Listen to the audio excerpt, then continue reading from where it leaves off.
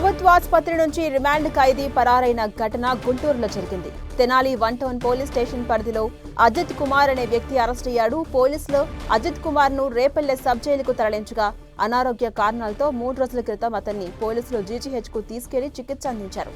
GGH లో చికిత్స పొందుతూ ఖైదీ అజిత్ కుమార్ పరారయ్యాడు. నిందితుని కోసం పోలీసులు గాలిస్తున్నారు.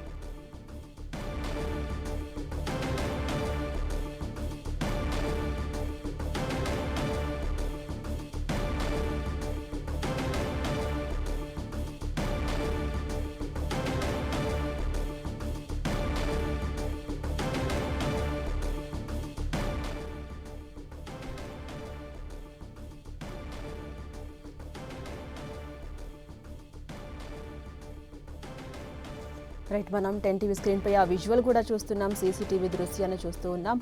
ప్రభుత్వ ఆసుపత్రి నుంచి ఈ రిమాండ్ ఖైదీ పరారైన ఘటన గుంటూరులో చోటు చేసుకుంది. తెనాలి 1 టౌన్ పోలీస్ స్టేషన్ లో అజిత్ కుమార్ అనే ఈ వ్యక్తి అరెస్ట్ అయ్యాడు.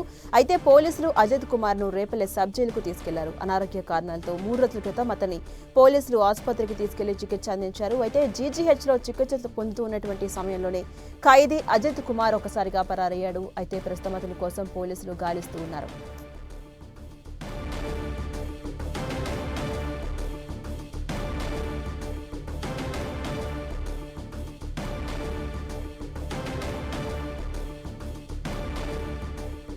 ఇదే అంశంపై మరింత సమాచారం మా ప్రతినిధి నాగరాజ్ అందిస్తారు. నాగరాజ్, యాంతరాన్ని గుంటూరు జీజీహెచ్ నుంచి కూడా ఒక రిమాండ్ ఖైదీ కూడా ఈ ఉదయం కూడా పరారయ్యాడు. తెనాలి 1 టౌన్ పిఎస్ కలిగినటువంటి అజిత్ కుమార్ అనే వ్యక్తిని పోలీసులు గతంలో అరెస్ట్ చేశారు. అతన్ని రిమాండ్ కోసం రేపల్లె సభ్యులు తరలించారు. అనారోగ్య కారణాలతో కూడా అతను 3 రోజుల క్రితం జీజీహెచ్ కు తీసుకొచ్చారు. అయితే గత 3 రోజుల నుంచి కూడా అతనికి చికిత్స అందించడం అన్నారు. అయితే ఈ రోజు ఉదయం పోలీసుల కళ్ళు గప్పి కూడా నిందితుడు పరారయ్యారు. అతని కోసం కూడా పోలీసులు అయితే గాలింపు చర్యలు చేపట్టారు.